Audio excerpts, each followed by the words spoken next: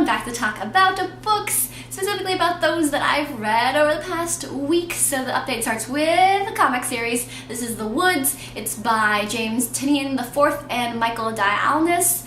And this is not my usual fare in comics. You might be able to tell from the cover of the first volume that it's about teenagers in a kind of horror mystery setting. However, I wanted to read more from the publisher Booms, and this one was recommended to me. So its premise is that there's a high school in suburban Wisconsin. It's got 500 odd students and teachers in the population, and the high school and student-teacher population vanishes and then appears outside of our charted universe. So mystery alien stuff happening, and they're in this primordial wilderness. There are creatures in the woods, and before the population of the high school can get oriented to their crazy situation, the creatures come out of the woods and they attack and kill some of the students. So different groups form and try to figure out what to do. The thing is, they all have different methods of how they want to go about it, and power struggles ensue between these groups. We got this whole Lord of the Flies dynamic going on. And that is half of the storyline. The other storyline, which I think is the more interesting storyline, is about a group of students who actually go out into the woods. Very small group, and it starts with this one student who's having these mysterious visions, and I think the visions have something to do with the people who brought them to this alien world. Not sure what's going on yet, but he's like, we need to go into the woods and go do some stuff. And so he gets some students to come with him. They're all misfits. They're a weird group together. They don't work well together yet. But interesting things happen in the woods. The adventure that's in the woods. Very intriguing. And we spend most of our time with this cast in the second volume. A lot more time with them than with the main high school body. So it's really interesting about what mystery stuff is happening, and I'm enjoying it so far. So this week I also read a couple of novella-length books, one of which is River of Teeth by Sarah Gailey. And this book is an alternate history that has the coolest premise I've ever read. Basically, I read the description of this book and was like, immediately had to read it. I couldn't not read it after reading this description. So it's based on the fact that in the early 20th century, the American Congress was honestly debating a plan to resolve the meat shortage by importing hippos and raising those hippos in the Louisiana Bayou, which sounds amazing. And so this is based on that.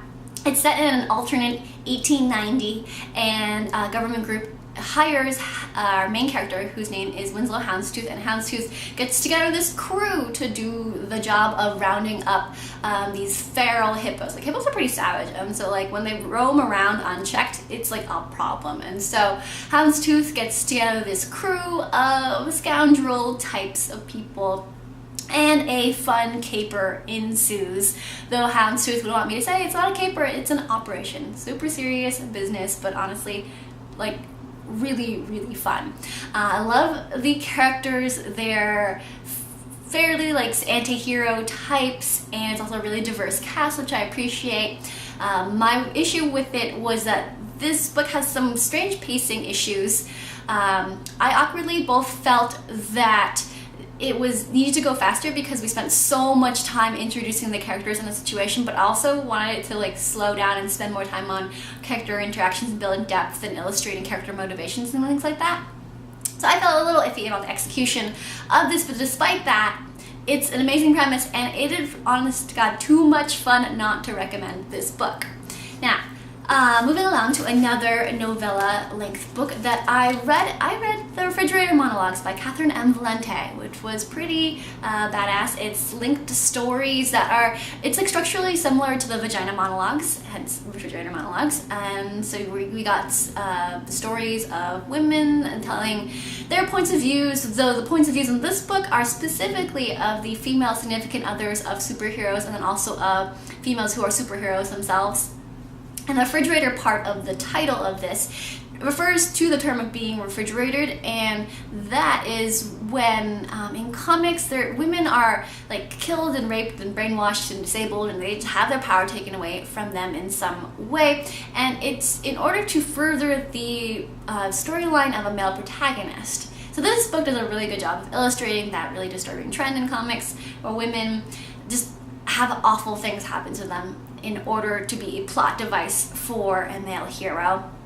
What I really loved in this was actually the world, interestingly enough. Like the characters' stories are really interesting and really important, but they're in this place called Dead Town. It's an afterlife, underworld sort of place, and it's such an original thing. I really love the world building around that.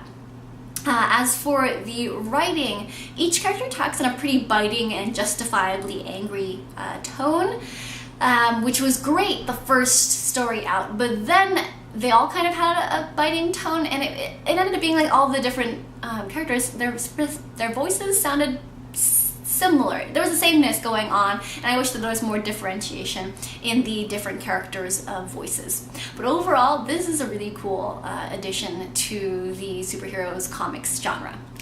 And now, I saved the best for last. I reread Ninefox Gambit by Yoon, and I originally read it only 6 months ago, but the sequel was anticipated to come out last week, so I reread Ninefox in anticipation, and I love Ninefox. It's just as good the second time around, so very, very good. And I think I'll talk about this more in my next video, because next week I'm set to make the video of my favorite reads of this quarter, which would be from April through June. I made a video that was my favorites from January through March, so I'm going to do another video next week of favorites. The last 3 months I read like 50 odd books-ish. I haven't counted, but there's a lot of really good ones, and though I'm having a really hard time narrowing down it to my top 5 favorites for the video that I'm gonna do next week, if there's a guarantee for the list, the guarantee is Ninefox Gambit, so I'll talk about this next week. So I also read the sequel to Ninefox Gambit, which is Raven's Stratagem. So I finally got it last week. I mean, I only got it a couple days after it released. But anyway, the book is also really good. I love spending time in this mind-blowing world.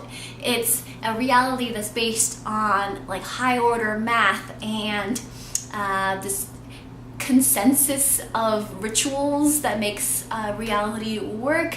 Is really cool. I am going to talk about this more next week, but I guess I'll say, as for the plot, Ninefox Gambit was focused on a particularly important space battle, and though we continue the space military life and some more battles in this book, the sequel, Raven's Stratagem, really introduces us to this long-term strategy that is cooked up by the Empire's greatest tactician that it's like ever had. It's really, really fun.